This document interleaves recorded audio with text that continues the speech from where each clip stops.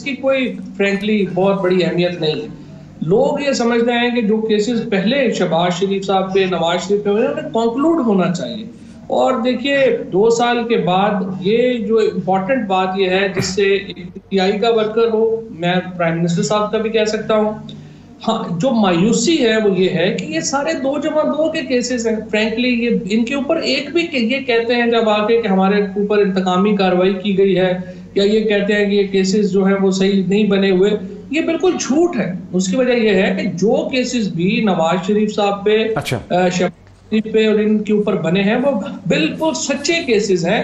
और प्रॉब्लम ये है वो कंक्लूड नहीं हो रहे। वो जो भी कंक्लूड नहीं हो रहे उसमें नैब का कसूर हो, किसी का कसूर हमारे साथ लगा। मैं सिर्फ एक पॉइंट आपकी इजाजत से कंक्लूड करना चाहता हूं। पहले देखें, पीटीआई के वर्कर की हैसियत से, पाकिस्तान के सिटीजन की हैसियत से मेरा इंटरेस्ट दो है। एक तो ये कि जो इल्जामात हमने लगाए हैं, हमें पता है कि वो इल्जामात बिल्कुल सही है, लेकिन लोग समझते हैं कि वो इल्जामात या कंक्लूड होना चाहिए, पाकिस्तान में नहीं आए। अगर नहीं आए तो उसकी क्या वजह है? ये केसेस कंक्लूड क्यों नहीं हो रहे? अगर नहीं हो रहे तो इसमें हमारा क्या कसूर है?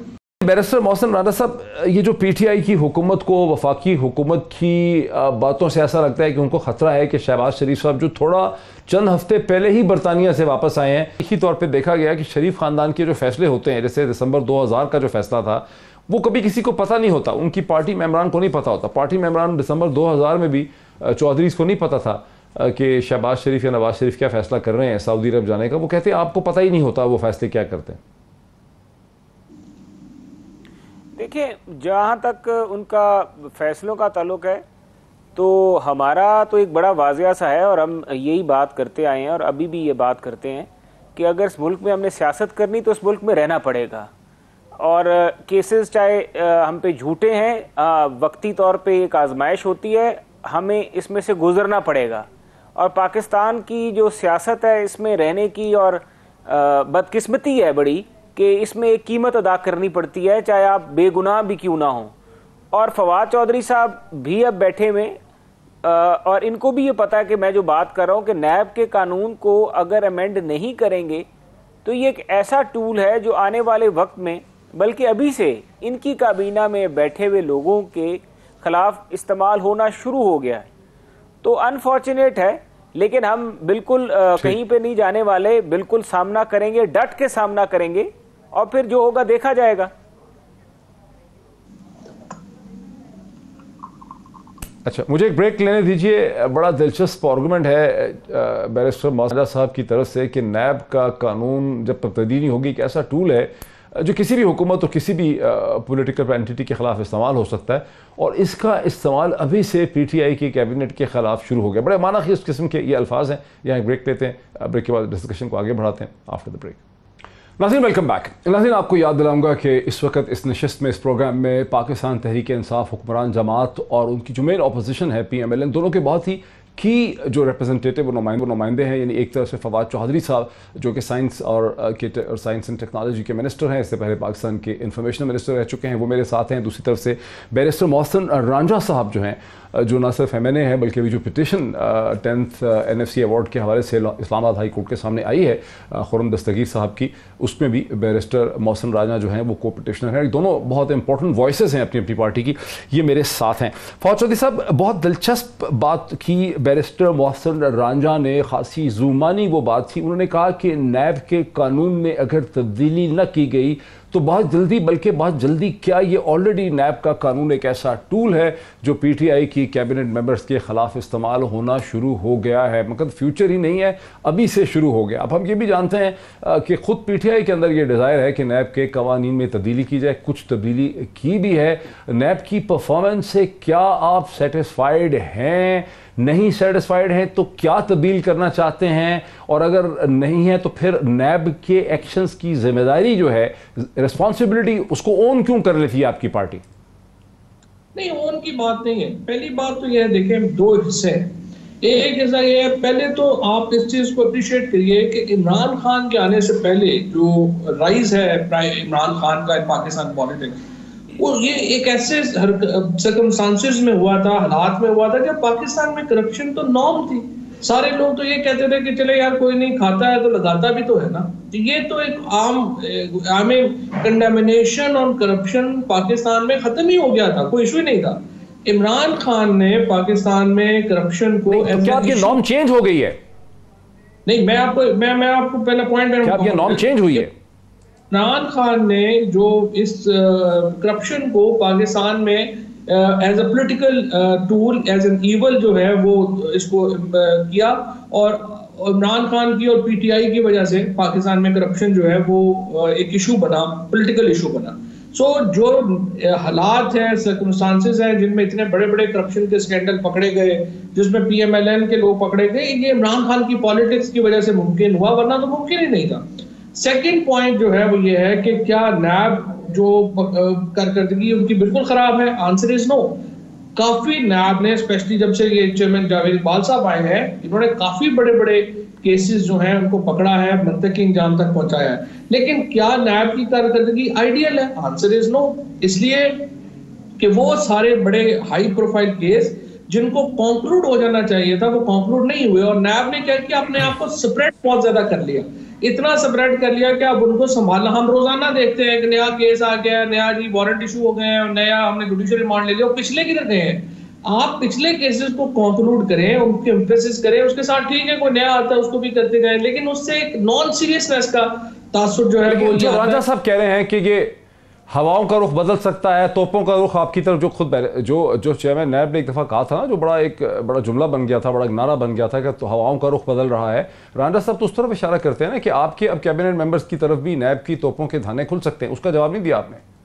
देखिए, पहली बात तो ये है ना कि ये नैब का ये काम नहीं है कि वो तोपों के रुख बदले या हवाओं के रुख बदले। आप कह रहे हैं कि नैब का ये काम नहीं है, लेकिन रांझा साहब तो ये कह रहे हैं कि नैब एक काला किस्म का कानून या एक टूल है जिसे सबके खिलाफ इस्तेमाल किया जाता है। बहुत जल्दी आपके खिलाफ भी, आपकी भी बारी है। देखिए, फ्रैंकली बात यह है कि पाकिस्तान में पॉलिटिकल विक्टिमाइजेशन की एक तारीख है, और मोहसिन की इस बात से जो है अपना डिफरेंस करना कि पाकिस्तान में ऐसा नहीं हुआ, ये तो मुश्किल है। ज़ाहिर है वो सही कह रहे हैं कि यहाँ पे कीमत भी अदा करनी पड़ी है और हमेशा जो है वो चीज़ें होती भी ऐसे ही हैं। लेकिन देखिए, इसमें बहुत बड़ा कसूर हमारे अपने पॉलिटिशियंस का है। फॉर एग्जाम्पल पीएमएलएन, ये पहली बात तो ये कि देखिए 5 साल पीएमएलएन के गुजरे, पीएमएलएन ने इसमें रिफॉर्म नहीं किया, पीपल्स पार्टी के 5 साल हुए, नहीं रिफॉर्म किया। अब भी पीएमएलएन, पीपल्स पार्टी और कई हद तक पीटीआई में भी हम सारे जो है इसके ऊपर तनकीद करते हैं। इसको हम कहते हैं कि लॉ ठीक नहीं है, अकाउंटेबिलिटी ठीक नहीं है, लेकिन देखिए एक ऐसा निजाम भी तो पॉलिटिशियन वजह करे ना कि जिसके ऊपर कोई उंगली ना उठा सके, और ये भी तय हो कि बड़े आदमी पे केस बनेगा तो वो फिर कंक्लूड होगा। पहली बात तो गलत केस नहीं बनेगा, और अगर सही केस बनेगा तो वो कंक्लूड होगा। इस वक्त 2 मसले बन रहे हैं ना, एक तो ये है कि गलत केस बन रहे हैं, दूसरा ये है कि जहाँ केस सही भी है वहां पे वो केस जो है वो अपनी मंजिल पे नहीं पहुंचता और लोग जो है वो फिर जाते हैं। लिहाजा दोनों चीजों को, दैट्स एन इंपॉर्टेंट पॉइंट। ठीक है, ये बड़ा आपने अहम, ये बड़ा इंटरेस्टिंग आपने पॉइंट उठाया। इससे पहले कि हम एनएफसी की तरफ जाएं, रांझा साहब मुझे ये बताएं कि फवाद चौधरी से आप क्या चाहेंगे as cabinet minister of PTI, कि आप जब कहते हैं कि नैब के कानून में तब्दीली होनी चाहिए, किस चीज पे आप चाहेंगे, 1 या 2 नुक्तों पे, कि फवाद चौधरी आपसे एग्री कर लें? प्रपोजल क्या आपका? देखिए, मैं ये चाहता हूं कि करप्शन की बिल्कुल होनी चाहिए, और कोई पाकिस्तान का पैसा जिसने भी खाया हो उसका करप्शन होनी चाहिए या करप्शन का एहतसाब होना चाहिए? कहता हूं कि एक क्लैरिटी है, ठीक, लेकिन एहतसाब और ये जो प्रोसेस है इसको मिसयूज नहीं होना चाहिए। अब आप ये देखिए कि इसको मिसयूज को रोकने के लिए तरीकाकार ये है कि आप जब भी सबूत लेके आए, चेयरमैन नैब जो है उनके ऊपर हमेशा इल्जामात लग जाते हैं कि वहाँ पे प्रेशर चलता है, वहाँ पे हुकूमत जो है अपना जोर डाल के अपने मर्जी के फैसले करवा लेती है और फिर रेफरेंसेस बनाए जाते हैं। उस चीज़ से आज़ाद कर दें आप चेयरमैन नैब को। आप वो इख्तियार एक हाई कोर्ट के जज को दे दें या 2 जजेस को दे दें कि जब भी नैब किसी बंदे को गिरफ्तार करना चाहती है तो गिरफ्तारी से पहले उस सारे जो गिरफ्तारी की वजूहात हैं वो लेके अदालत में आए रखे कि जी ये वजूहात हैं, ये बंदा रिकॉर्ड के साथ टेम्पर कर सकता है, ये बंदा पाकिस्तान से बाहर भाग जाएगा, और अगर वो बंदा अपनी जमानत और श्योरिटी बॉन्ड्स जमा कराने के लिए तैयार हो तो आप उसको बेजा गिरफ्तार ना करें। जब देखिए आप बेजा नैब गिरफ्तार नहीं करेगी तो पॉलिटिकल विक्टिमाइजेशन जो चीज़ है वो खत्म हो जाएगी। और रिमांड जो है, अगर आपका केस मुकम्मल एक तो ये प्रपोजल ये अब देखिए ना, एक प्रपोजल ये है 90 डेज जो है, अगर आईओ ने सही तरीके से अपना काम किया। मैं नैब के कई आईओ के साथ हमने एक केस भी किया था, बहुत फेमस केस था, मैं उस वक्त वकालत करता था, मैं बैंक ऑफ पंजाब का वकील था। नैब के लड़कों ने बड़ा अच्छा काम किया था हमारे साथ मिलके, और उन्होंने बड़ा अच्छा केस को 5-6 अरब रुपए की हमने रिकवरी भी की थी।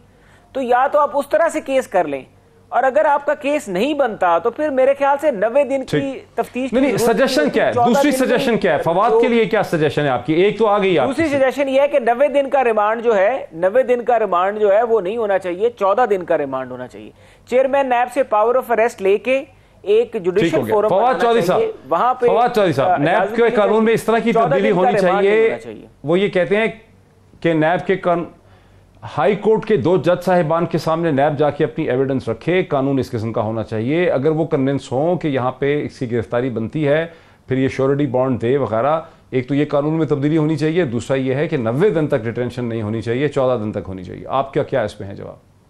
देखिए, ये जो बातें हैं ना, ये डिटेल्स की बातें हैं। जो पहली बात तो ये है कि ये तो हो नहीं सकता ना, अगर जज जो है वो गिरफ्तारी का ऑर्डर देगा तो उसके बाद बेल कैसे देगा? तो ये तो आप जज को जुडिशियल के बजाय आप एग्जीक्यूटिव फंक्शन जो है वो दे रहे हैं। ये गलत बहस है, इसमें मैं अभी जो है डिटेल्स में नहीं पढ़ना चाहता। पहली बात तो ये है, देखिए, आज से 3 महीने पहले पार्लियामेंट में एक कमेटी बनी। उस कमेटी में ये हुआ कि पीपल्स पार्टी, PMLN और PTI ये फैसला किया गया कि नैब के कानून में आप अमेंडमेंट्स के लिए ड्राफ्ट डिस्कस करें। अब उसमें पहले पीपल्स पार्टी ने सेनेट से एक अमेंडमेंट पास कराई, उन्होंने कहा कि उसकी बेस के ऊपर बना लेते हैं। फिर दूसरा जो PTI ने एक ऑर्डिनेंस दिया था वो बेस बना लेते हैं। PMLN ने कहा कि नहीं, हमें ये दोनों नहीं मंजूर, हम अपना एक जो है वो बना के देंगे।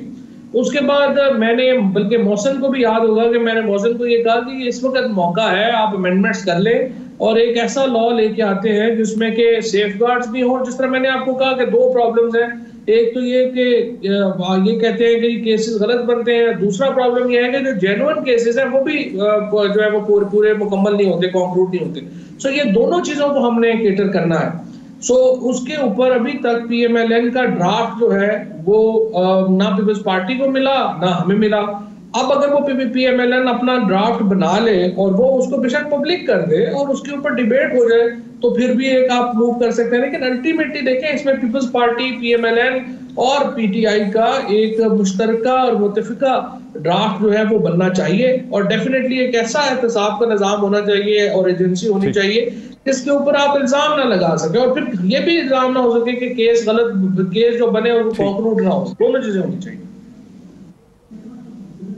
अच्छा, बड़ी अच्छी बात है, बड़ी मुस्बत और बड़ी पॉजिटिव ये सजेशन है, और लगता यही है कि किसी न किसी स्टेज पे जाके तहरीक इंसाफ में और PMLN में और PPP के दरमियान एक इत्तफाक हो सकता है कि करप्शन के खिलाफ एहतसाब भी हो और एजेंसी स्ट्रेंथन भी हो, लेकिन बेजा जो है वहाँ पे पॉलिटिकल विक्टिमाइजेशन ना हो। थोड़ा सा मैं इससे आगे निकलना चाहता हूँ। बैरिस्टर मोहसिन रांझा साहब, आप को पिटिशनर हैं खुर्रम दस्तगीर साहब के साथ 10th NSC अवार्ड की कॉन्स्टिट्यूशन के खिलाफ, लेकिन जो मैंने उसकी तफसीलात देखी हैं वहाँ आपने, और आप बैरिस्टर भी हैं, वकील भी हैं, एक टेक्निकल नुक्ता उठाया है कि प्राइम मिनिस्टर का जो एडवाइज़र है यानी हफीज़ शेख, वो NSC अवार्ड को कमेटी को हेड नहीं कर सकता, वो उसका मेंबर नहीं हो सकता। ये तो एक टेक्निकल नुक्ता है। क्या आप NSC का जो 10th कमीशन है, 10th NSC अवार्ड कमीशन है, उसकी कॉन्स्टिट्यूशन को और इस चीज़ को कि सेंटर और प्रोविंसेस के दरमियान जो रिसोर्सेज की डिस्ट्रीब्यूशन है, जहां सेंटर को मिल रहे हैं 42% और प्रोविंसेस को मिल रहे हैं 58%, उस पर आप मुत्तफिक के आपकी जमात की भाई ये रीडिस्ट्रीब्यूशन पे गौर होना चाहिए?